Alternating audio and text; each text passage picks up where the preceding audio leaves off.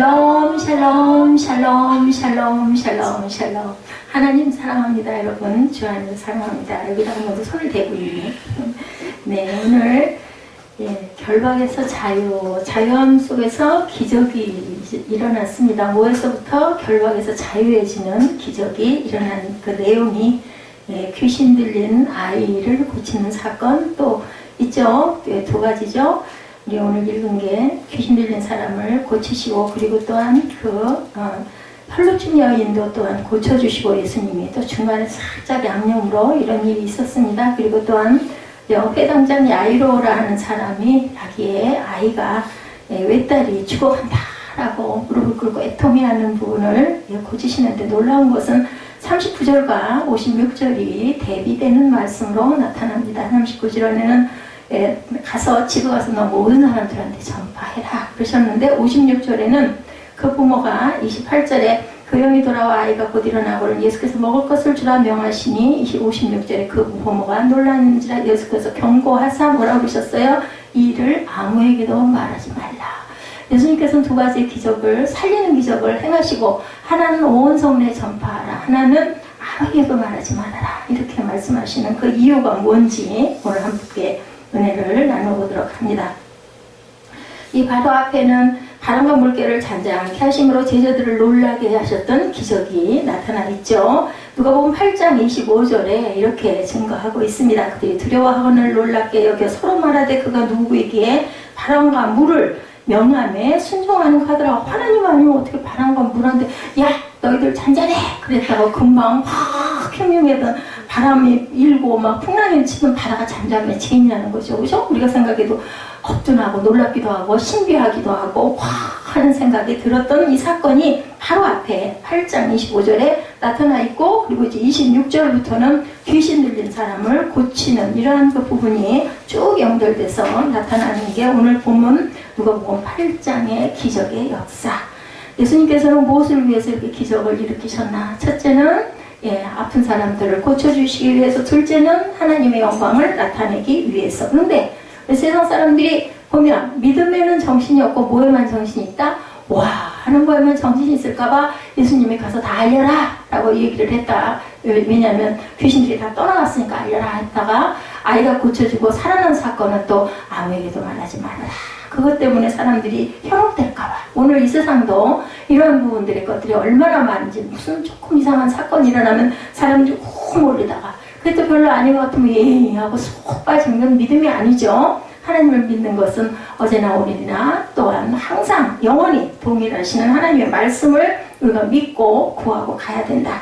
눈에 보이는 것만 믿으면 뭐 누구나 다 할 수 있잖아요. 보이지 않는 하나님, 보이지 않고 계시는 그래도 믿는 영이신 하나님을 우리가 항상 믿고 갈 줄 알고, 어려움이 닥쳐도 힘든 일이 생겨도 고난이 온다 하더라도 하나님이 이 일을 통해서 하나님 나한테 무엇을 말씀하시나를 깨달을 줄 아는 저와 여러분들이 되셔야 되기 때문에 오늘 누가복음 8장에서 말씀하십니다. 모든 사람들에게 증거하고 전해라. 그리고 아무에게도 이 얘기를 하지 말라. 두 말씀을 하시는 내용을 우리 한번 살펴보도록 합니다.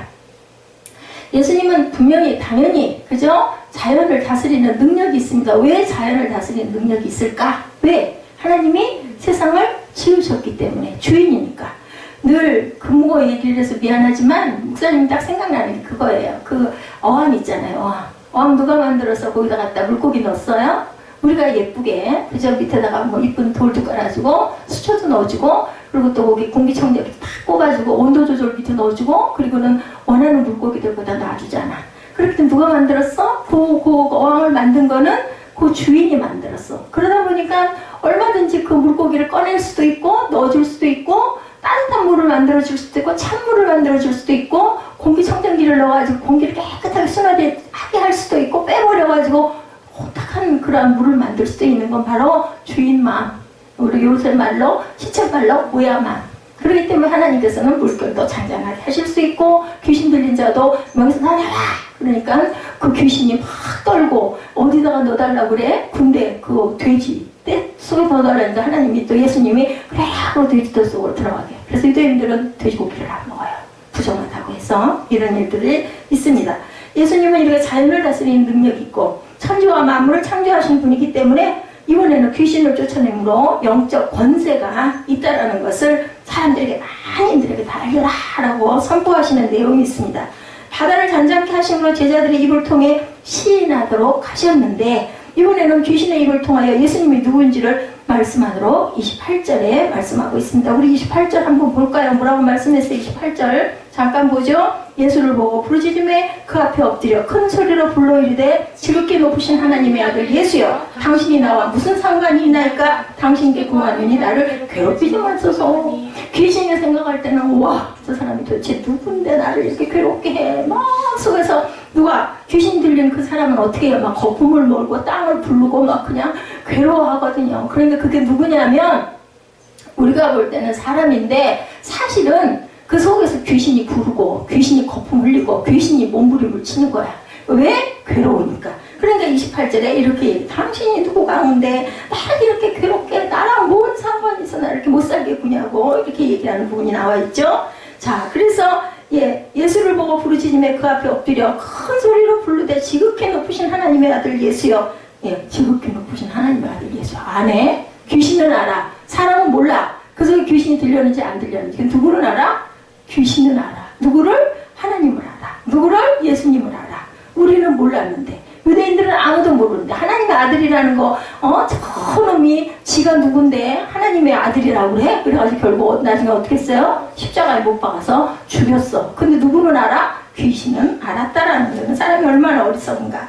여기서 먼저 예수님을 알았던 귀신 들린 자가 어떤 모습인지 보면 27절에 뭐라고 말씀하세요? 오래 옷을 입지 아니하며 집에 거하지도 아니하고 무덤 사이에 거하는 자라. 어디에 거했다? 무덤에 거했던 무덤 사이에 거하던 자라. 말씀을 묵상하며 어떤 상태일까를 생각해봐요.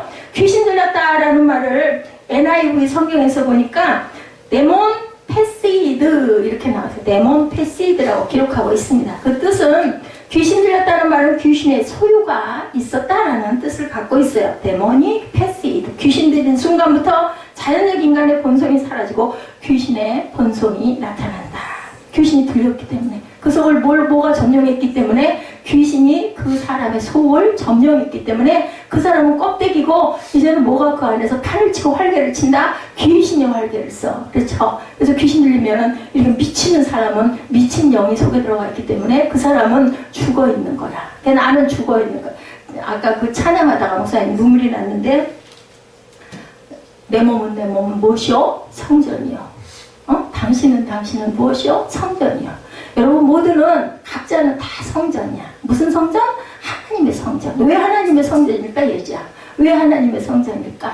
내가 성전이래. 성전이 여기가 성전인데. 그런데 우리 찬양 여러분들 하시면서 어때요?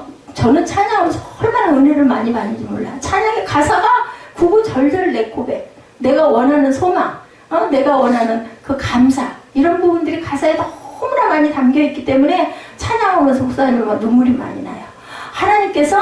하나님은 너는 성전이다 라고 말씀을 하셨어. 왜?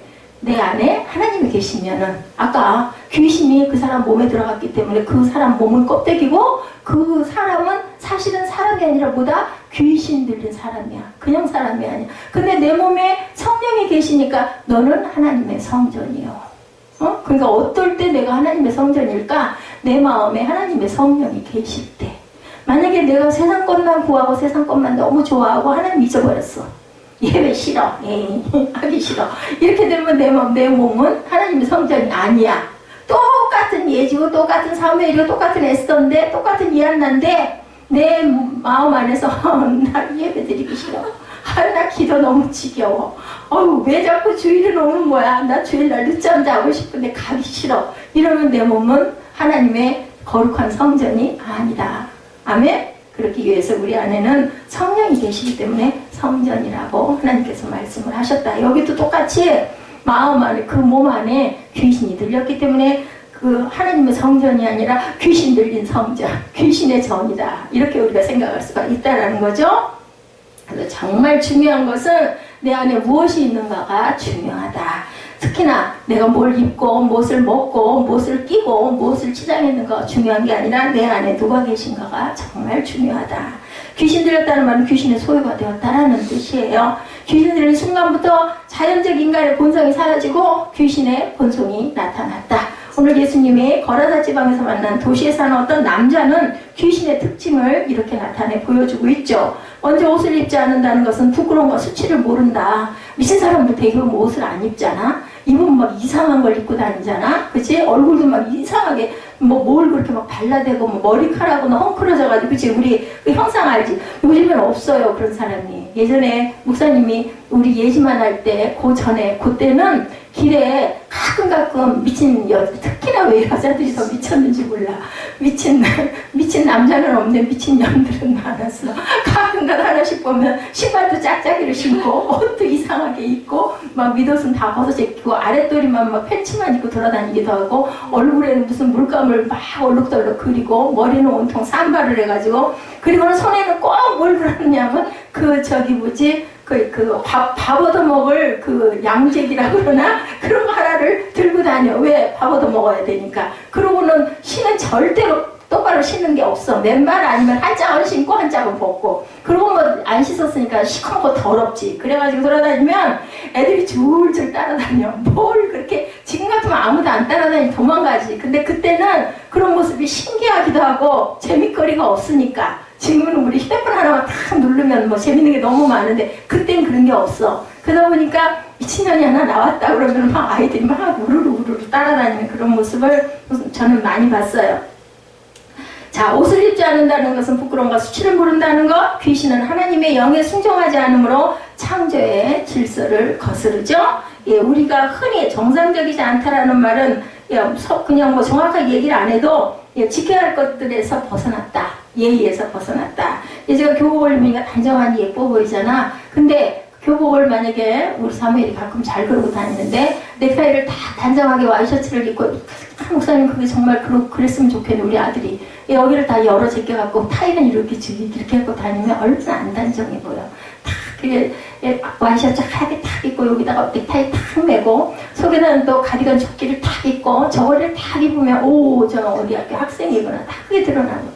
우리 사무엘이 엊그제 뭐라 그러냐면 자기는 몰랐는데 초등학교 때 그 교복이 아닌 옷을 입고 다니니까 얼마나 좋았었는지 그때는 몰랐다라는 얘기를 하더라고요. 교복을 입으면 사복 입고 싶고 사복을 입고 계속 다니다 보면 또 나도 저 학교 교복 좀 입어봤으면 이런 마음들이 듭니다.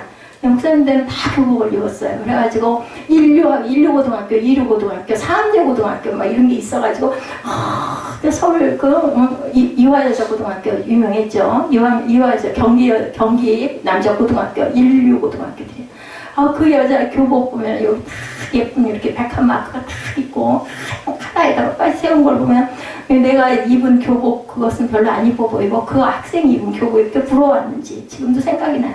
또 허리를 또 자유하게 벨트를 또 이렇게 해가지고 메고 다니는 거 보면 여학생들 머리 단발머리 탁 끊어가지고 그냥 생머리를 그냥 찰랑찰랑 빗어가지고 하고 다니는 거 보면 고등학교 학생이 왜냐? 그때는 고등학생이 이렇게 많지 않았기 때문에 학교를 못 갔으니까 중학교도 못 가고 그냥 초등학교 나오면 국민학교 나오면 잘 나오고 여성들은 특히나 이랬기 때문에 여학생들이 지나가면 거의 여고생이네 하고 쳐다봤었던 거. 여러분들은 하나도 그런 실감이 안 나죠? 정말 그랬어요. 그래서 우리나라가 얼마나 잘 사는 나라가 됐는지. 중등교육이 이제는 의무교육이 됐어. 그전에는 중학교 가는 것도 돈 있는 집에서나 중학교를 갔고 시골에서도 맏아들이나 중학교를 가고 고등학교를 서울 가면은 무슨 어디 갔다 그래? 서울 가면은 유학 갔다. 지금도 마찬가지긴 하지만 이렇게 정상적이지 않다라는 것을 얘기하는 것이 바로 미쳤어, 귀신 들렸어 라고 얘기를 했다. 가정에서 남편과 아내 그리고 부모와 자식이 지켜야 하는 일들 있죠. 도덕적인 타락과 간음은 하나님께서 명하시는 범죄에 속합니다.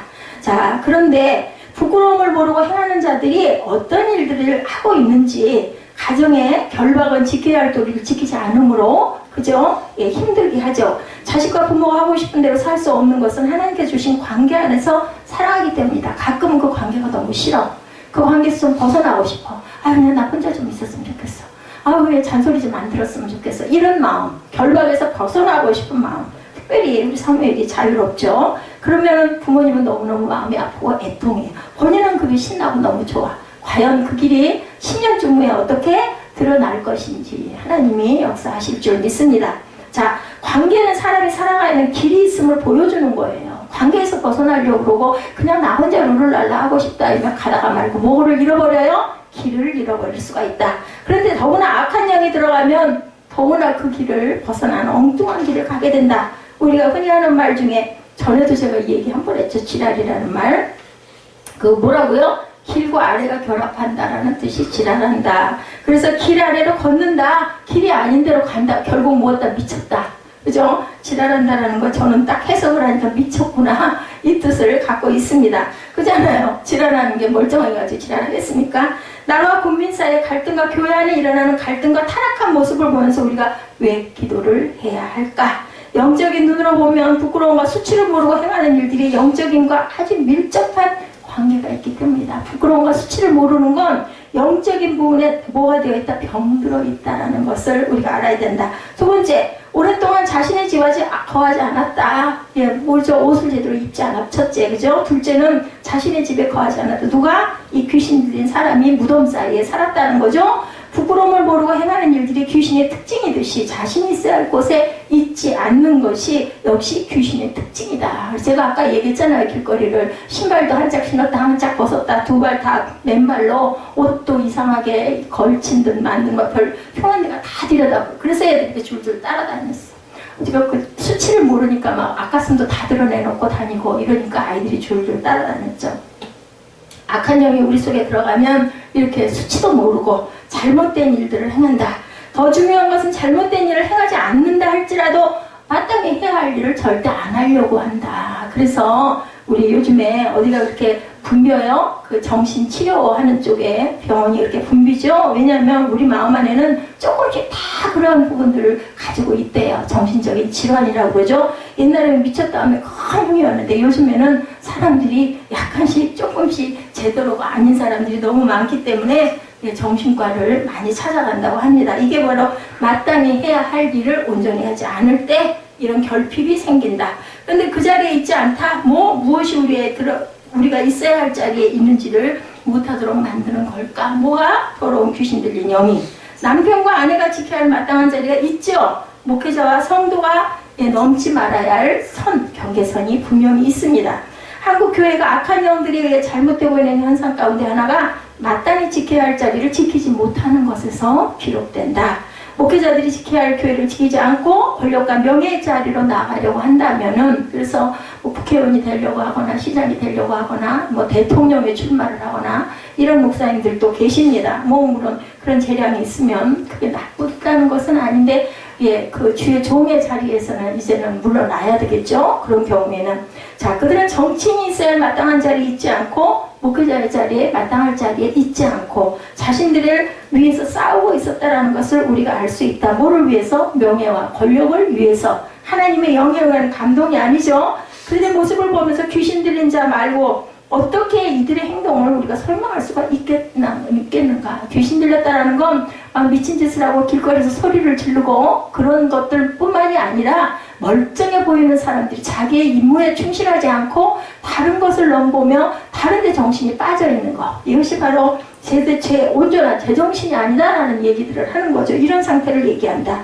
우리는 세상을 사랑하는 것이 당연하다고 생각하는데 우리가 창조된 본래의 모습은 뭐를 사랑하게 되어 있어요? 하나님을 사랑하게 만들어진 존재들이다. 요한 1서 2장 15절에서 17절 말씀을 봅니다. 우리 함께 찾으신 분은 함께 읽어봅니다. 요한 1서 2장 15절에서 17절입니다. 이 세상이나 세상에 있는 것들을 사랑하지 말라. 누구든지 세상을 사랑하면 아버지의 사랑이 그 안에 있지 아니하니 이는 세상에 있는 모든 것이 육신의 정욕과 안목의 정욕과 이생의 사랑이니 다 아버지께로부터 온 것이 아니요 세상으로부터 온 것이라. 이 세상도 그 정욕도 다 지나가되 오직 하나님의 뜻을 행하는 자는 영원히 거하느니라. 뭐라고 그래요? 세상에 있는 것은 육신의 정욕, 안목의 정욕, 이생의 사랑이다. 이것도 뭐예요? 자칫 귀신 들리기 쉬운 모습을 갖고 있다라는 겁니다. 언제부턴가 우리가 마땅히 있어야 할 자리, 마땅히 지켜야 할 도리를 다 하지 않는 경우가 너무나 많고 그것이 당연히 남들도 다 그러는데 나만 그랬어? 쟤는 나보다 더 하는데 이렇게 비교를 하면서 잘못된 부분의 것들을 합리화를 시키고 가려고 하는 경우가 너무나 많다. 지금 우리가 무엇을 자랑하고 있나, 그것을 바라볼 줄 알아야 되겠습니다. 교회의 타락은 예수님의 십자가가 아닌 다른 것을 자랑하는 것이 바로 교회의 타락입니다. 가정의 타락은 하나님께 주신 믿음의 가문과 화목을 자랑하지 않고 다른 것을 자랑하는 것이 가정의 타락입니다. 야고보서 기자는 아주 확실하게 죄에 대해서 말씀하죠. 야고보서 4장 16, 7절에 이제는 너희가 허탄한 자랑을 하니 그러한 자랑은 다 악한 것이라. 그러므로 사람이 선을 행할 줄 알고도 행하지 아니하면 죄니라 라고 말씀을 합니다. 허탄한 것들을 자랑하면 그것들은 모두 다 온전치 않은 것이다. 죄다. 세 번째, 귀신의 특징은 무덤사에 거한다. 아까 말씀드렸죠? 무덤에 거한다는 것은 무덤사에 거한다는 건 차이가 있어요. 예, 성경에 보니까 왜 무덤에 거한다고 하지 않고 무덤 사이에 거한다고 했나 봅니다. NIV에 봤습니다. In the tombs 무덤이라고 나와 있고, 메시지 성경에는 in the 캐미티 묘지에서라고 나와 있습니다. 아직 그가 죽은 것은 아니나 죽음의 영역 속에 어둠 가운데 머물러 있다. 그 사이에 죽음과 삶의 경계 가운데 헤매고 있다라는 그러한 뜻을 갖고 있습니다. 사람이 죽으면 무덤을 만들고, 그죠? 봉하죠. 우리나라는, 그죠? 흙으로 이렇게 덮습니다. 귀신 들린 자들의 표정이 어둡고 생기가 없는 것은 어둠의 영역에 있기 때문이다. 빛의 자녀들은 어때요? 밝은 가운데 있기 때문이죠. 누가? 빛이시기 때문에, 하나님이 빛이시기 때문에, 예수님이 빛이시기 때문에. 빛의 반대는 어둠입니다. 빛이 있는 곳에는 어둠이 거할 수가 없습니다. 어둠은 빛이 있으면 그냥 힘을 잃어버리고 없어져 버리죠. 그렇기 때문에 어둠은 바로 무엇을 상징해요? 그저 지옥을 상징하기도 하고, 절망을 상징하기도 하고, 죄를 상징하기도 한다. 부정적인 거죠? 생각의 영역이 계속해서 어둠에서 어둠을 떠들고 있다면 우리가 악한 영의 지배에 있다는 걸 생각해. 나는 죽고 싶어. 공부고 뭐고 다 때려치우고 싶어. 자고 싶어. 자꾸 그냥 잠이나 자고 놀고 싶어. 이런 마음들이 모두 다 악한 영의 지배를 받고 있다. 아멘? 그러지 마시기 바랍니다. 나와야 합니다. 귀신 들린 자는 분리된 개성, 자아 정체를 갖고 있다고. 인간 플러스 귀신. 예, 우리 사람 먼저는 사람이었는데 거기 귀신이 붙어 있어요.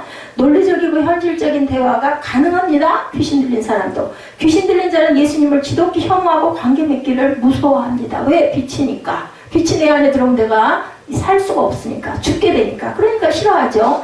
예수께서는 뭐라고 말씀해서 더러운 귀신하고 귀신 들린 사람 속에 있는 다른 개성을 향해 말씀을, 그 사람은 아무 죄가 없어. 그 속에 들어가 있는 귀신을 향해서 이 더러운 귀신아 나가라 라고 소리를 지르시죠.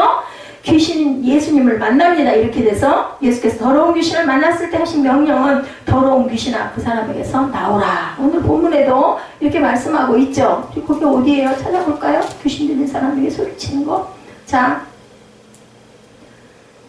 27절이죠. 도시 사람으로서 귀신 들린 자 하나가 예수를 만난 그 사람은 오래 옷을 입지 않고 집에 거하지도 않고, 세 번째 지금 설명한 게 무덤사에 거하는 자다. 예수를 보고 부르짖으며 엎드려서 당신께 구하노니 나를 괴롭게 하지 마옵소서. 예, 압니다. 29절이죠. 이는 예수께서 이미 더러운 귀신을 명하사 그 사람에게서 나오라 하셨습니다. 예, 내 이름이 무엇이냐 30절에 물으신 즉 이르되 군대라 하니 이는 많은 귀신이 들렸습니다. 군대 귀신이 들렸어. 그냥 하나의 귀신도 아니야. 군대 하면은 사회라. 어떤 게 군대야? 많은 그저 군인들이 모여있는 게 바로 군대죠. 그죠? 한 사람, 군인 한 사람이 아니라 뭘 해같이 웃어. 밑에 쳐다보고 뭘 보고 앉아있다가. 자, 휴대폰을 보지 말도록. 자, 예수께서 더러운 귀신을 만났을 때 하신 명령, 더러운 귀신아 그 사람에게서 나오라. 왜냐하면 예수님은 자유케 하는 분이기 때문에 오늘 제목이 결박에서 자유로입니다. 그렇기 때문에 자유케 해주려고 더러운 귀신아 그 사람에게서 나와라고 소리를 지르셨죠.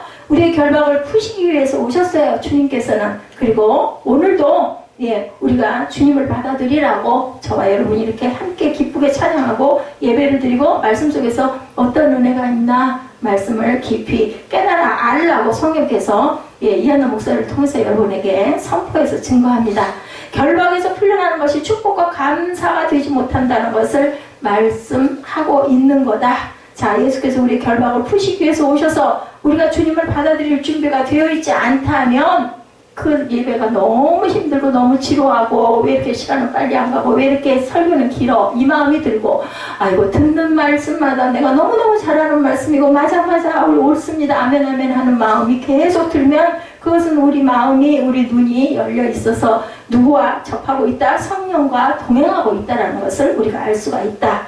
우리가 하나님을 믿고 따르는데 가장 두려워하는 것이 있다면 믿음으로 마땅히 치러야 할 대가를 내가 하고 있지 않지 않나, 하고 있나 하지 않나, 이게 중요하다. 귀신이 나간다는 건 뭘까? 우리의 본래성을 회복하는 거다. 우리가 처음에 귀신 들리기 전의 상태가 되는 것, 돌아가 있는 것, 이제 더는 귀신에게 휘둘리지 않겠다라는 것입니다. 자유함을 얻겠다는 거죠. 그런데 그 자유에는 대가가 반드시 따릅니다. 죄에서 자유함을 얻게 하고, 찬양 여러분들 아시죠? 죄에서 자유를 얻게 하면 뭐라고 그래요? 보혈의 능력이라고 얘기를 합니다. 보혈의 능력. 그 대가가 누가 치러주셨어요? 예수 그리스도께서 보혈의 피로 우리에게 죄를 사해 주셨다는 거지. 이게 대신 지셨어요. 십자가를. 내가 치러야 할 것을 하나님께서 아들을 보내셔서 대신 치르게 하셔서 그것에 내가 내 몸이 씻기고 죄에서 자유하게 된 거죠. 많은 귀신 들린 자를 통해서 공통적으로 드러나는 현상, 예수님을 보면 자신의 정체를 드러냅니다. 안 드러날 수가 없어요. 우리 엑스레이 앞에 딱 가서 쓰면 우리 그 몸속에 환히 들여다 보이죠. CT를 찍거나 엑스레이를 찍으면 뼛속도 이게 생생하게 다 드러나지 않습니까? 주님 앞에, 하나님 앞에, 하나님 영 앞에 우리가 딱 가서 쓰면 내 마음밭 안에 뭐가 있는지, 내가 하나님의 성전인지 귀신의 성전인지 환하게 드러난다. 죄의 성전이지. 그렇죠? 참된 빛 앞에서 어둠은 힘을 잃습니다. 아까 말씀드린 대로 거짓은 참된 진리 앞에서 늘 드러나게 되어 있습니다. 또한 문제의 해결은 드러나야 됩니다. 우리가 병이 있을 때, 그죠? 병을 진찰하고 검사를 하는 거는 내가 뭐가 잘못되어 있나, 어디가 고장나 있나를 알려면 드러나야 고칠 수가 있죠. 그래서 원인을 찾지 못하면 계속 헤맵니다. 도대체 여기도 멀쩡하고 여기도 멀쩡한데 왜 이 사람은 이런 증상이 자꾸 나타날까? 그래서 계속 검사를 하게 되는 것과 마찬가지로 예수님의 능력은 모든 문제를 드러나게 할 뿐 아니라 또한 그 문제를 해결하는 기적을 행하신다. 기계 중에서 무슨 기계? 최고의 기계. 사람이 만들지 못하는 기계인 것을, 그런 빛을 갖고 계시는 예수님이기 때문에 딱 그 사람을 조명하시면 내 안에 있는 모든 것이 다 드러난다. 내 과거, 내 마음에 생각하고 있는 거, 내가 죄 짓고 있었던 거, 내가 또 선한 일을 행한 거, 이런 모든 게 한 번에 그냥 쫙 예수님은 한 번에 다 보신다는 거죠. 악한 영이 제일 무서워하는 것은 자신의 정체가 드러나는 거다. 그래서 아까 그 귀신 들린 사람이 얘기하죠. 나와 무슨 상관이 있건데 도대체 나를 왜 이렇게 괴롭게 하냐고 얘기를 하는 겁니다. 주님 앞에서 그래서 두려워 떠는 존재가 된다. 저도 그런 경험이 있어요. 어렸을 때 잘못했어. 엄마한테 혼날 거야. 신발 한 짝이 내 물에 떠나려왔어. 예쁜 꽃신이었는데 아이고 이거 큰일 났어. 그래가지고 말을 했다가는 혼이 날 것 같으니까 말을 못하고 잠자는 척하고 초저녁부터 등 돌리고, 요즘엔 뭔데 각자 방이 있지만 예전에는 안 그래서 한 칸에서 다들 하니까 등을 벽을 딱 돌리고 누워서 잠을 자는 옆에서들은 식사들을 하고 계시는데 음식 냄새를 왜 이렇게 맛있게 나고 배는 왜 이렇게 고픈지, 뱃속에서는 쪼르륵 소리 나고 입에서는 왜 침을 왜 자꾸 넘어가냐고, 자는 애가 무슨 침을 삼키겠어. 아우 들켜갖고 혼날까봐 그렇게 무서워했던 경험. 근데 이상한 건 그렇게 무서워했는데 야단을 덜 맞아. 근데 별로 신경을 안 쓰고 나중에 있었을 때 나중에 아무것도 아닌 일 갖고도 혼이 났던 경험들이 있어요. 우리가 마음이 잘못된 걸 본인이 알면은 두려워 떠는 마음, 그게 벌써 뭘까? 내가 진짜 잘못했어, 이 마음인 거야. 근데 그 정도야 이랬다가는 혼이 난다라는 거죠. 문제는 귀신이 두려운 가운데 최후의 발악을 해요. 귀신이 나갈 때 절대로 순순히 나가지 않는다. 어떻게 나간다? 땅을 구르고 거품을 흘리고 눈을 까디짓고, 그죠? 그래서 바로 그게 지랄 발광을 한다. 그 모습 여러분 보셨어요? 저는 여러 번 봤습니다. 귀신에 의해서 지배를 당한다는 것, 땅에 엎드러지고 구르고 거품을 흘린다. 말하고 행동하는 모든 것이 자신이 하는 게 아니에요. 그것은 몸만 그 사람인 거지, 그 속에 있는 귀신이 그 사람을 점령하고 있기 때문에 그 가진 발광을 다 하다가 나가는 겁니다. 예수님을 보고 예수님을 배격하는 행동을 하죠. 우리가 오늘 아주 중요한 진리를 깨달은 것은 우리 안에 있는 것이 무엇이냐. 여기까지 얘기를 한 것은 예제 안에, 사무엘 안에, 이한나 안에, 에스더 안에는 뭐가 있는가, 과연 어떤 더러운 것들이 있는가, 어떤 것이 나를 점령하고 있는가를 한번 돌아보라고 말씀을 드렸습니다. 자, 참으로 신기한 것은 우리가 보는 것과 행동하는 것을 가지고 판단하거나 판단을 받는데 사실은 우리 속에 무엇이 있느냐가 중요하다. 보여지는 게 중요한 게 아니라 속에 보여지지 않는 곳에 있는 것이 뭔지가 중요하다. 그건 누가 알아요? 하나님하고 내가 알아요. 그죠? 나도 어떨 때 잘 모를 때가 있어. 내 안에 뭐가 있는지. 근데 하나님은 아신다. 이 영이신 하나님께서는 아니죠. 아시죠? 제품을 바꿀 때마다 일어나는 신기한 현상, 내가 쓰는 순간부터 다른 사람이 쓰는 것도 눈에 잘 들어오죠. 자동차를 바꾸면 내가 타고 다니는 차가 길에 왜 이렇게 많은지 몰라. 근데 내가 안 타고 다니고 나랑 상관이 없을 때 그 차가 하나도 안 보였는데 어느 날인가부터 내가 쓰고 있는 것들, 내가 노트4를 쓰고 있으면 그거 쓰고 있는 사람들의 기계가 눈에 보이죠. 이런 것처럼 우리 안에 예수가 계시고 우리 안에 하나님의 영이 가득히 있으면 전부 다 찬양을 드리면 너무 기쁘고 즐겁고, 그리고 누군가가 이제 그 욕심이 참 많았어요. 저도 성경, 예쁜 성경 갖고 있으면 막 그렇게 그냥 부러워가지고 나도 저거 좀 갖고 싶다 이런 생각이 참 많이 나는데, 그렇지 않은 사람들은 뭐 성경 그까짓 거 그죠? 1년가에 한두 번 볼까 말까. 요즘에 들고 다니는 사람들 별로 없어요. 어플에서 그냥 보면 되고 영상에 뚝뚝 띄워주니까 그냥 읽어버리면 그만이지만 사실은 성경은 찾아야 돼요. 그래야 안 잊어버립니다. 그리고 내가 직접 읽는 게 굉장히 중요합니다. 안 잊어버리죠? 그래서 하나님이 안 보인다라고 말하는 사람들, 그것은 그 사람 안에 하나님이 계시지 않기 때문에 예배드리기가 싫고, 예배드리는 대신 놀러가고 싶고, 주일날 늦잠 자고 싶고, 이런 사람들 안에는 내 몸은 성전이 아니요 하고 노래를 부르고 있다라는 것.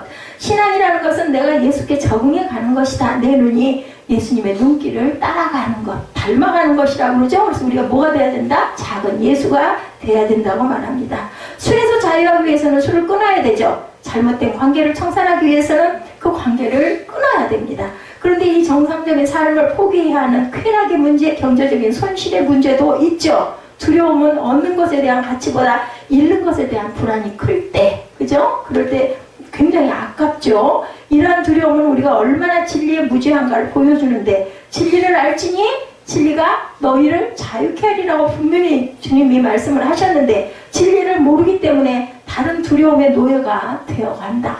내가 이거 헌금 내버리고 나면 나는 용돈이 없어서 어떻게 살아? 이런 마음이 수시로 많이 들어옵니다. 동네 사람들이 예수님이 행하시는 능력을 보고 두려워하는 것은 당연하죠. 인간들은 초자연적인 일을 경험할 때마다 두려움 반, 경외심 반, 호기심 반, 부러움 반, 겁도 납니다. 나도 저런 거 걸리면 어떡해? 이러면서도 또 이렇게 대단한 분이다 이런 마음이 든다는 거죠. 경외한다는 건 그런 거죠.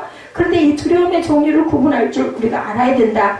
귀신 들린 자들을 통해서 그들이 느꼈던 것은 두려움이라면, 귀신을 쫓아내시는 주님을 통해서 느껴야 하는 것은 경외심이다. 그래서 경외한다는 것은 약간의 두려움이 있으면서도 부러워하고 따르고 싶어하는 마음이다. 그리고 악한 영은 하나님의 능력에 대해 두려움을 느껴야 하지만, 예수님께 속한 사람은 하나님의 능력 앞에서 기대감과 소망이 살아 일어나게 된다. 그래서 우리는 자유를 선포할 줄 알아야 됩니다. 예수님이 그러시죠? 계속 선포하시죠? 혈루증 여인의 믿음, 또한 어땠어요? 야이로의 딸에 대한 것, 또한 귀신 들린 자에 대한 선포, 계속 선포하죠. 예수님의 기적 사건에는 두 가지 긴장 관계가 계속되고 있는데, 어떤 경우에는 기적을 사람들에게 알리지 말라고 하시고, 어떤 경우에는 가서 선포하라고 얘기를 하시죠. 왜 이렇게 말씀을 하셨을까 봅니다. 오늘의 말씀 가운데 오히려 어떻게 큰일을 행하시는지를 말하라고 하시는 부분이 38구절이죠.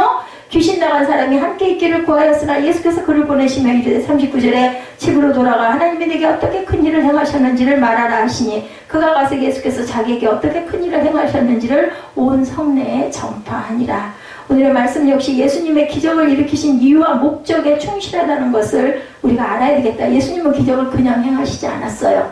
하나님의 영광을 꼭 필요해서 드러내야 할 때 그것을 꼭 행하셨다. 그러니까 기적 자체가 중요한 게 아니라 목적이 중요했다. 누가복음 8장의 사건들이 누가복음 9장의 고백을 향해서 가고 있다는 거죠. 9장에는 12제자를 파송하는 부분이 나타납니다. 이런 것들을 드러내므로 인하여서 12제자를 파송하게 되는 예수님이죠. 자, 누가복음 8장의 사건들이 왜 누가복음 9장의 고백을 향하고 가고 있는가? 이방인 지역에서 일어났던 기적에 대해서는 이 소식을 전하라고 하시고, 그 이후에 일어난 야이로의 딸을 살리신 사건에서는 8장 56절이죠. 그 부모가 놀라는지라 예수께서 경고하사 이를 아무에게도 말하지 말라 하시니라.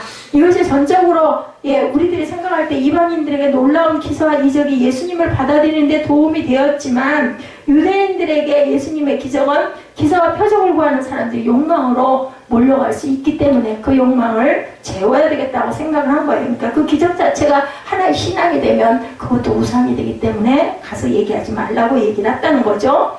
오늘 우리에게 일어난 놀라운 일을 선포하는 것, 그리고 선포를 통해서 우리에게 일어난 변화를 분명히 해야 된다. 어떤 변화가 과연 일어나는가? 선포하는 순간 우리가 악한 영으로부터 보호를 받게 된다는 걸 잊지 마시기 바랍니다. 그래서 우리 마음에 두려움이 있거나 우리 마음에 자꾸 절망이 오거나 우리 마음에 소망이 자꾸 없어지거나 자포자기한 마음이 될 때는 입술로 고백을 하세요. 예수 이름으로. 제가 요전에 한번 얘기했죠. 설득 자고 있는데 시커먼 게 휙 와가지고 제가 그냥 무조건 예수의 피, 뭐 다른 말 길게 생각이 나지 않더라고요. 이렇게 선포할 줄 물러가라. 그냥 다른 말 할 게 없어요. 두려움이 오면 깜깜해가지고 뭔가 막 두렵고 공포심이 나고 하면은 예수 이름으로 물러가라 그러고 소리를 치셔야 합니다. 우리에게 자랑스럽게 선포해야 할 일이 있고 겸손하게 감추어야 할 일이 있다. 선포와 겸손, 그리고 우리가 크게 입술을 열어야 할 때가 있고 입술을 다물어야 할 때가 있다. 선포라는 것은 하나님의 영광이 드러나도록 하려는 것이고, 감추려고 하는 것은 하나님의 영광이 가려지지 않도록 절제하라는 거다. 그래서 선포와 절제입니다.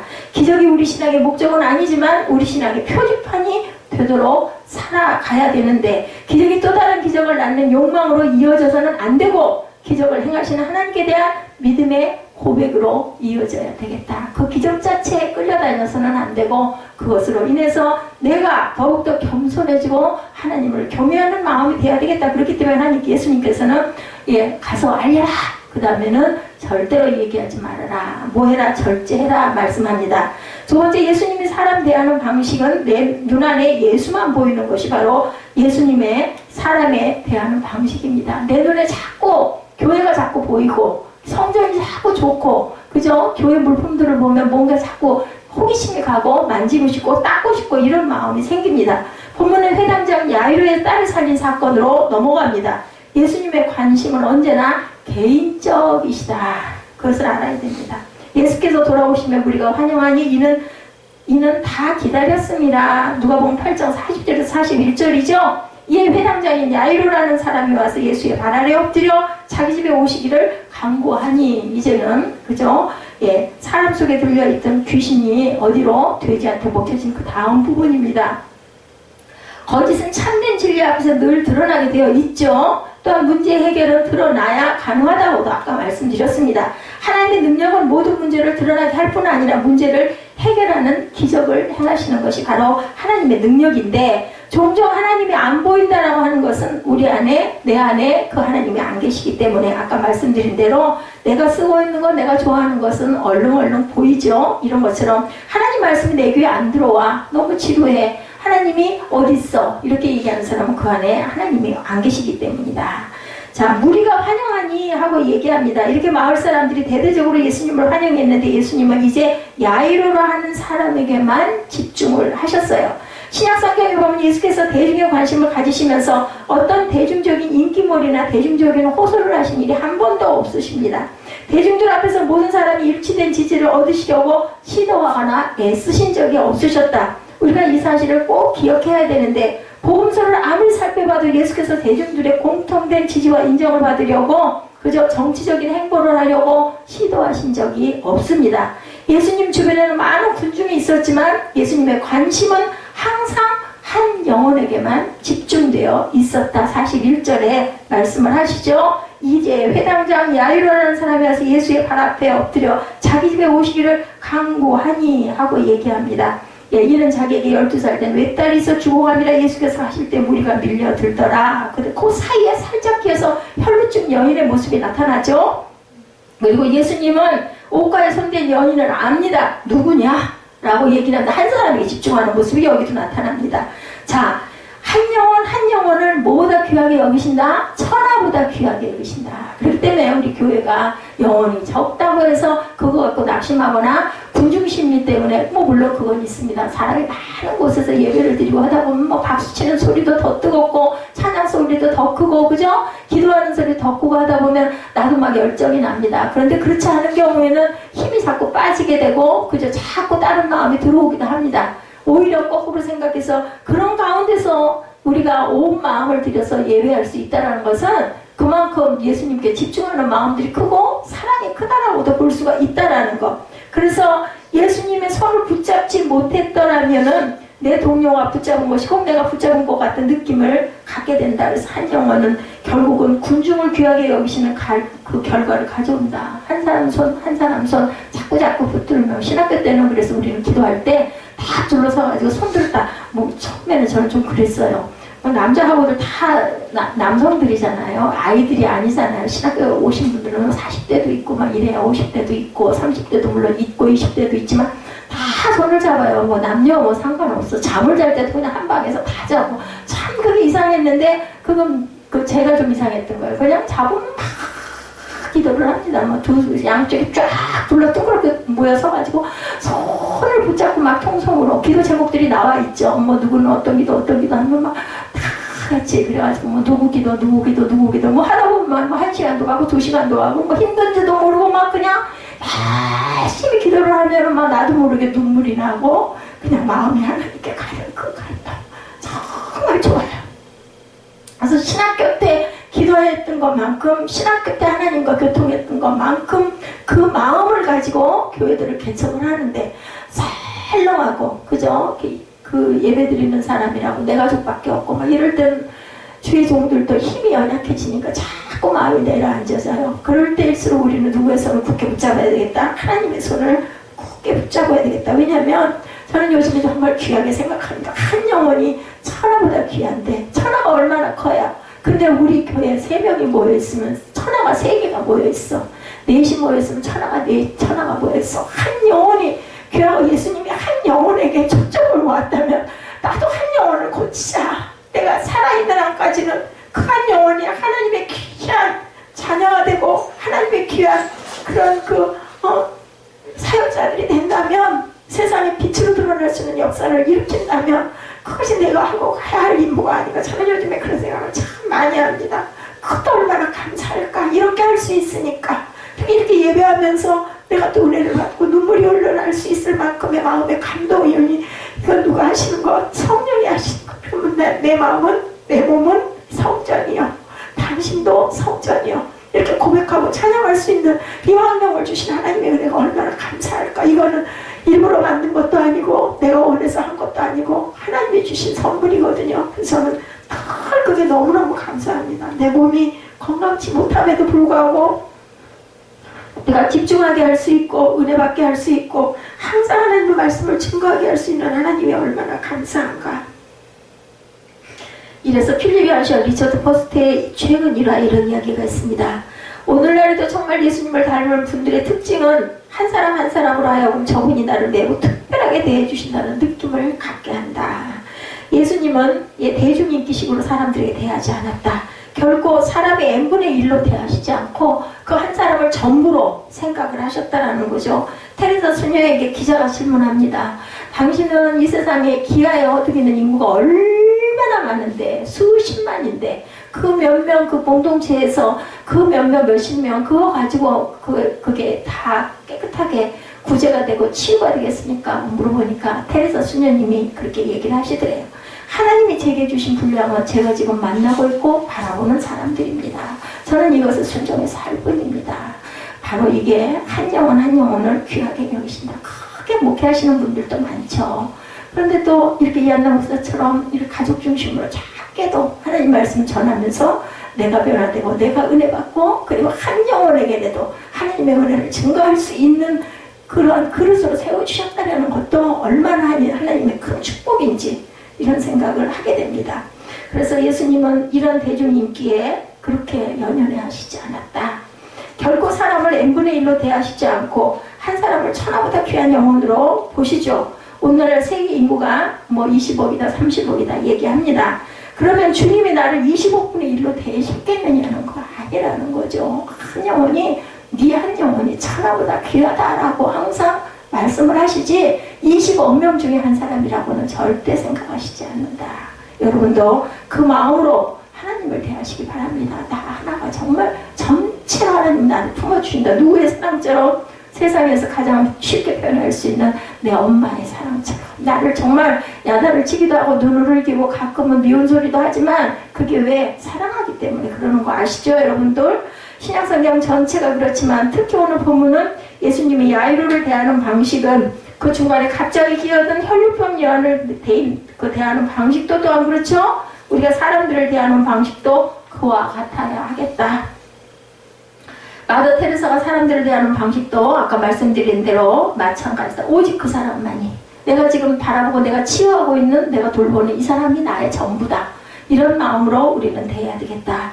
신앙이란 내가 예수님께 그래서 적응해 가는 것이다. 예수님의 눈이 내 눈이 예수님의 눈을 닮아가는 것이다. 그리고 내가 예수님께 적응해 가는 것이다. 해당장 야이로가 예수님이 자기 집에 좀 와주셨으면 하고 요청하죠. 이유는 12살 된 자기 외동딸이 죽어가고 있기 때문이고 딸이 죽어가는 조급한 야이로에게 속 터지는 일이 계속 생겨요. 그죠? 혈류병 여인이 중간에 맡고 있고 그죠? 귀신 들린 그러한 그 자를 고치는 사건이 생기고 있고 야이로는 얼마나 마음이 초조했을까. 1초가 일각이 여삼춘데 빨리 가서 내 딸을 좀 살려줬으면 좋겠는데 예수님은 전혀 안 급해. 나사렛 때도 마찬가지야. 둘 죽었다는 소식을 아파서 곧 죽어간다는 소식을 듣고도 이틀이나 더 유하시다가 결국은 돌아간 지 나흘 만에 어슬렁어슬렁 가셨으니 마르다의 마음이 얼마나 기가 막혔을까. 그죠? 여러분들 너무나 잘 알죠? 급하게 좀 빨리 갔으면 좋겠는데 사람들은 뒤에서 꾸역꾸역 밀려들려가지고 예수님의 길을 막 방해를 하고 있고 앞에서는 사건이 자꾸 일어나고 있고 예수님도 등 뒤에 누군가가 만졌다고 또 누구냐고 또 물어보고 서 계시고 얼마나 속이 터졌을까. 우리 에스더 같으면 그냥 아버지야 그랬을 것 같아. 가가지고 지금 사람이 죽어갔다는데 이랬을 것 같아. 그런데 예수님은 절대 상관을 안 했다라는 거지. 해산하는 아내를 차에 태웠는데 러시아의 도로가 막혀. 그죠? 우리 누구 때 그랬었던가? 우리 사무엘 때인가? 그랬던 것 같아. 길이 막혀가지고 막 배는 아파 죽겠는데 차가 못 가. 그냥 그 차에서 아기를 낳게 생겼어. 이랬을 때 얼마나 기가 막히고 초조했을까. 그죠? 똑같아요. 지금 야이로가 바로 그런 입술이 바짝바짝 타들어가는 심정, 총각을 다투는 시간에 무리들이 밀려들어서 길은 막히고 그리고 자꾸 또 12년 동안 피를 흘렸다는 혈루증 여인은 또 이게 뭐냐고. 그러면 우리는 그럴 거냐. 순서가 있어. 먼저 요청한 사람이 저 야이로의 딸이야. 내가 거길 가야 되니까 너 좀 기다려. 아니면 나를 따라와. 내가 그 아이 먼저 고쳐주고 나서 내가 너를 좀 볼게. 아마 요즘 같았으면 그랬을 수도 있을 텐데 예수님은 그러지 않으셨다는 거죠. 눈앞에 있는 자를 먼저 집중해서 해결을 하고 나아가고 계셨다. 지금 야이로의 딸이 죽어가는데 여인이여 미안하지만 좀 기다리시게 해야 맞지 않겠느냐는 거죠. 예수님은 그 다급한 길을 멈춰 쓰셔서 혈루증 여인이 굉장히 다급한 상황인 것처럼 길에서 그 여인을 상대해주고 왜 12년이나 됐는데 뭐 좀 며칠 좀 있다가 좀 고치면 안 되냐는 거지. 자, 여기서 성경이 주는 메시지가 있습니다. 이 상황을 그렇게 자세하도록 기록하고 있는 이유는 그 상황을 모두 아심에도 불구하고 예수님께서는 조금도 조급해하지 않으셨다. 그러니까 우리도 어떻게 해야 된다? 경거망동하면 안 된다. 급하게 앞서가지 말아야 된다. 아무리 위급한 상황을 만나더라도 서두르거나 당황하지 말라라는 말씀을 하고 계십니다. 마음의 평정과 평상심을 유지하면서 일을 처리하시는 예수님, 신앙이 깊어질수록 예수님께 내가 점점 적응해 갈 줄 알아야 되겠다. 믿음 없는 것을 도와주세요 하고 얘기를 하죠. 그죠? 그 사건 여러분들 아시죠? 예, 할 수만 있으면은 좀 내 아들을 어떻게 좀 해주십시오. 그랬더니 예수님이 뭐라고 그러세요? 할 수 있거든요. 무슨 말이냐? 믿는 자에게는 능치 못함이 없으리라 했더니 그러면 제가 믿음이 좀 더 강해지게 해주십시오 하고 그런 얘기가 나오는 부분이 있습니다. 에베소서 2장 8절에 믿음은 우리에게 오시는 것이 아니라 하나님께로부터 오는 선물이다. 제가 아까 말씀드렸죠? 제게 주신 선물이 바로 이 십자가상을 저한테 주셨습니다. 신학교 다닐 때 주셨죠. 선물은 우리가 낼 수 있는 대가가 아니라 그것을 주시는 분의 마음이다. 누구 마음? 하나님 마음. 그죠? 받는 거는 우리 손이지만 주시는 분은 하나님의 마음입니다. 야이로는 지극히 전형적인 우리들의 모습이에요. 지금 야이로를 사로잡고 있는 것은 두려움과 불안과 쫓김, 그것입니다. 우리도 자기 딸이 죽어가는 상황에서 누구나 똑같을 거예요. 내 아들이 죽어가고 있다면 또 더 나아겠죠? 놀랍게도 예수님은 조급함 앞에 조금도 아랑곳하지 않고 자신의 페이스로 차근차근 움직여가고 계셨다. 걷는 속도, 마치 옆에 있는 야이로의 급한 사정에는 관심이 없는 것처럼 똑같았다라는 거죠. 신앙생활은 바로 이런 예수님께 내가 적응해가는 과정이 되어야 될 것이다. 인생의 초보자, 신앙 여정의 초행길을 가는 우리는 가이드가 되시는 예수님께 내가 조심조심 적응해 갈 줄 알아야 되겠고, 그분의 성품을 깨달아 알 줄 알아야 된다라는 얘기입니다. 전에 곡성이라는 영화가 나와서 그 하나의 그 화제의 몰이를 했다고 그래요. 별로 인기가 있고 그저 굉장히 사람들이 아주 많이 본 그러한 흥행이 된 영화는 아닙니다. 그 내용이 마지막에 악마로 밝혀진 사람이 예수님이 하신 말씀을 인용하기도 하고, 영화에 나오는 귀신과 무당이 정체라고 정확히 알 수 없는 그런 영화였는데 이해하기가 굉장히 어려운 영화였다고 합니다. 그 영화를 통해서 감독이 전하고자 했던 메시지가 흔들리는 현대인들의 심리 상태, 곡성이라는 곳에서 계속해서 일어나는 살인사건, 그리고 난무한 소문, 결국 마지막 주인공의 딸이 귀신에 들려서 가족들을 다 죽이려고 할 때 그 마을을 지키는 무명의 귀신인지 수호신인지 한 여자가 나타나서 주인공에게 닭이 3번 울기 전에 집에 들어가지 말라라고 얘기하는 부분이 나옵니다. 그 순간 주인공에게 심각한 문제가 생깁니다. 지금 자신의 앞에 말하는 무명의 이야기를 들을 것인지, 아니면 빨리 집에 들어가서 딸과 가족을 구하라는 박수무당의 말을 들을 것인지 갈등을 하는 내용이 나오는데, 흔들림의 정체는 믿음이 없다라는 거죠. 누구의 말도 믿을 수가 없습니다. 흔들린다는 것은 누구의 말에 넘어간다는 것이고, 누구의 말도 믿을 수가 없다는 것인데, 결국 흔들리는 인간들, 이리저리 소문에 휩싸인 사람들이 나온 비극의 이야기가 바로 이 영화 곡성의 그러한 주제였다고 합니다. 문제가 뭔가, 그런가 아닌가, 그 얘기를 긴가민가 이렇게 얘기하죠. 믿음이 없다는 것이 드러난다는 것이 절망이 아니라 믿음 없음을 숨기는 것이 절망이라는 걸 알아야 되겠다. 고백할 줄 알아야 되겠다. 내가 잘못된 부분이 무엇인지를 드러낼 줄 알아야 되겠다. 그래야 치료가 된다. 우리의 부족함을 드러내면 그 부족함을 채우게 되죠. 하나님 앞에서 신뢰를 잃는 것은 우리의 믿음이 부족하기 때문이 아니라 우리의 믿음 없음을 드러내지 않기 때문에 라는 것을 생각해 봤는가. 베드로가 어떻게 했어요? 하나님을, 예수님을 3번 부인하고 나가서 통곡을 하고 회개하죠. 이랬을 때 치유를 받는다라는 거. 내 마음에 있는 것을 다 감추고 드러내지 않으면 절대로 치유되지가 않습니다. 그래서 보면은 이런 이야기를 한다고 그래요. 자, 프로처럼 살지 말자. 예, 프로페셔널, 전문가죠. 물론 다른 상황에서라면 우리가 정말 전문가처럼 프로처럼 살아야 되지만, 어때요? 우리가 틀에 박힌 듯이 고자세로 살지 말아야 되겠다. 어떻게 살아야 되겠다? 겸손하게 아마추어적인 모습으로 주님 앞에 나를 드러낼 줄 알아야 되겠다. 특별히 우리가 대하는 매일은 매일마다 새로운 기적이 일어나는 하루하루이기 때문에 우리는 모두 다 뭐 같아요? 한 번도 안 가본 일을, 한 번도 해보지 않은 일을 우리가 해가는 아마추어들이다. 하루가 어떤 일이 일어날 줄이는 모르기 때문에. 그죠? 외국에서 10년 살다가 한국 땅을 처음 밟은 사람이 그런 얘기를 했다고 그래요. 정말 많이 변했네. 내가 여기서 과연 적응하고 살 수 있을까? 우리에게는 자동차 라이센스는 있어도 인생의 라이센스는 없구나, 이런 생각을 했다고 해요. 우리 자동차 면허증 가져야 운전하지 않아요? 근데 인생은 매일이 새날이기 때문에 우리가 인생의 라이센스는 없다. 그렇게 자신있고 당당하게 인생의 자동차를 몰고 갈 사람은 없다라는 거죠. 자신있게 내가 면허가 없이 막 무조건 운전을 했다가는 대형 사고가 일어납니다. 어떨 때 우리 초보 운전자들이 오히려 사고를 안 낸다고 합니다. 왜냐하면 조심조심 가기 때문에. 근데 조금 뭘 좀 알다 보면 막 운전을 막 겁 없이 하다가 결국은 대형 사고가 난다. 그래서 우리가 인생의 무면허자라는 것을 절대 잊어버리지 말아야 될 것이다 라는 이야기를 말씀하고 있습니다. 주님이 운전해 가시는데 내 눈으로 보니까 불안해 죽겠는 거예요. 야이로의 이야기. 그렇죠? 벌벌 떨죠. 예, 지금 야이로가 조수석에 앉아서 무면허로 가고 있는 것 같은 예수님의 운전을 겁내하는 그런 마음이 돼서는 안 된다. 그래서 우리는 믿음으로 현실을 무시하고 갈 줄 알아야 되겠다. 그렇게 지체하시니 결국 야이로의 딸이 죽었어요. 그죠?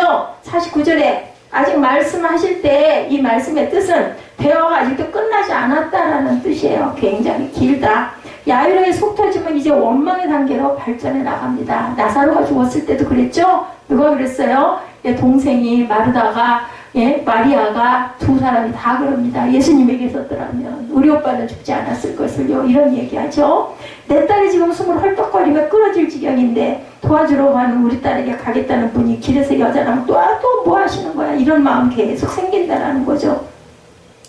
49절에 보니까 선생님을 더 이상 괴롭게 하지 마세요. 주변에서 이런 이야기를 합니다. 이제 뭐 하기 때문에 죽었으니까. 예, 그냥 이제 끝났다. 예수께서 들으시고 이르되 두려워하지 말고 믿기만 하라. 그리하면 딸이 구원을 얻으리라 하시고, 네 딸이 살리라라고 안 하십니다. 딸이 구원을 얻으리라 하고 이렇게 말씀을 하셨다는 것을 또한 우리가 알아야 됩니다. 50절에 그죠?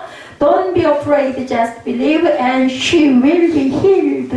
예, 고침을 받을 것이라는 이야기를 구원으로 표현이 되어 있습니다. 이 구절은 본문 야이로의 딸 사건의 핵심 구절입니다. 이제 거의 다 했어요. 두려워 말고 믿기만 하라는 말씀은 두려움과 믿음의 상반된 것임을, 두려움과 믿음은 반대라는 것을 여기서 나타나죠. 물과 기름처럼 둘은 결코 양립을 할 수가 없다. 두려움과 믿음은 반대다.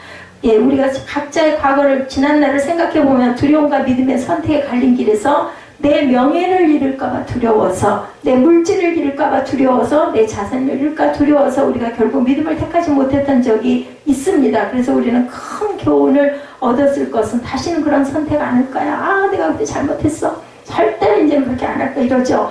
믿음이란 현실을 초월하죠. 야이로는 믿음으로 예수님께 나왔습니다. 늘 드리는 말씀이지만 우리가 절대 현실을 절대로 무시하고 갈 수는 없어요. 크리스찬들도 지극히 현실적이어야 합니다. 그것을 무시할 수는 없습니다. 그러나 현실이 전부가 아니라는 것. 뭐가 있어요? 초월적인 믿음이 있다는 거죠. 우리 예지가 영성고등학교에 입학할 수 있으리라고들 100% 믿었을까요? 아닐 수 있다라고들 또 많이 생각했을 거예요. 저도 이게 어떻게 될 것인지, 글쎄 그렇게 대단히 훌륭한 아이들만 다 온다는데 우리 예지가 공부를 싹 잘하는 것도 아니고 과연 합격할 수 있을까?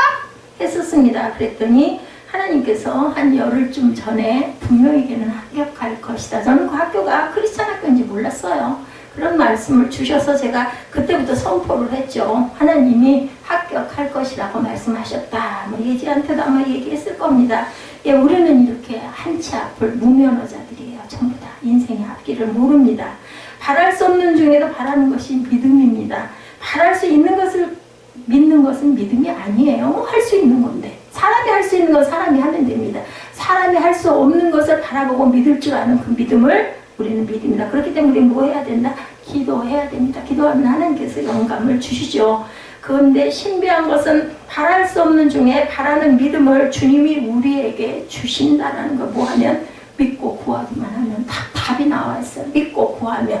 내 입술을 신하고 내가 바라보고 내가 소망하고 그 길을 향해서 내 최선을 다해서 달려가면 하나님께서 딱 보셔서 그래, 너는 네가 그것을 할 수 있겠구나, 하게 해줘야 되겠구나, 이런 마음이 드신다라는 거죠. 그리고 또한 내가 가야 할 길이 보인다라는 겁니다. 또한 내가 어려움이 있거나 뭔가 막혔을 때도 분명히 거기에는 하나님의 귀한 뜻이 있다는 것을 우리가 깨달아 느낄 줄 알아야 되겠다. 우리가 해야 할 것은 바랄 수 없는 중에 바라는 믿음을 부여받기 위해서 평소에 기도와 말씀으로 주님과 동행해야 되겠다. 우리 찬양했죠? 주님과 동행하라. 항상 기뻐하라. 쉬지 말고 기도하라. 범사에 감사하라. 이는 예수 그리스도 안에서 너희를 향한 하나님의 뜻입니다. 답을 다 주셨어요. 그렇게 하기만 하면 됩니다. 마가복음 9장 28, 9절이죠. 집에 들어가시매 제자들이 조용히 묻자오되 우리는 어찌하여 그 귀신을 쫓아내지 못하였나이까. 이 사건이 있었어요. 그죠? 이르시되 뭐라 그러세요? 기도 외에는 다른 것으로 이런 종류가 나갈 수 없느니라 하시니라. 예, 제자들은 쫓아내지 못한 귀신을 예수님께서는 한마디로 쫓아내시니까 어떻게 우리는 못한 걸 예수님을 하십니까? 그랬더니 기도 외에는 아무도 이런 걸 할 수가 없다. 회당장 야이로가 예수님을 찾아온 것은, 또한 12년 혈류증 여인이 예수님의 옷자락을 만진 것은 복음서에 나오는 다른 모든 사람들이 마찬가지였죠. 그런 바랄 수 없는 중에 바라는 믿음을 가지고 있는 사람들이었기 때문에 고침을 받을 수 있었다라는 것을 절대로 잊지 마시기 바랍니다. 야이로가 믿져야 본전식으로 예수께 나온 것이 아니죠. 만약 그런 식으로 나왔다면 다른 군중들과 마찬가지로 아무 일도 일어나지 않았을 것이에요. 고침을 받고 응답이 있고 그리고 자유케 되면 믿음이 있었기 때문이라는 것. 마가복음 9장 24절에 곧 그 아이의 아버지가 소리를 질러 이르되 내가 믿나이다. 나의 믿음 없는 것을 도와주소서 하더라. 제가 아까 말씀드렸죠. 야이로는 예수께서 문제를 들고 나온 것도 믿음이 없고, 또한 딸이 죽었다는 소식을 들었을 때 모든 상황이었음에도 불구하고 끝까지 포기하지 않는 그것도 또한 야이로의 믿음이었다. 그는 끝까지 예수님을 자기 입으로 모시고 갔고 거기서 하나님의 영광을 보죠. 55절에 우리가 다 아는 대로 딸이 다시 살아났다라고 55절에 이렇게 증거하고 있습니다. 그의 어미 돌아와 살았죠. 아이가 곧 일어나거늘 예수께서 먹을 것을 주라 명하시니 그 부모가 놀라는지라 예수께서 경고하사 이 일을 아무에게도 말하지 말라 하시니라.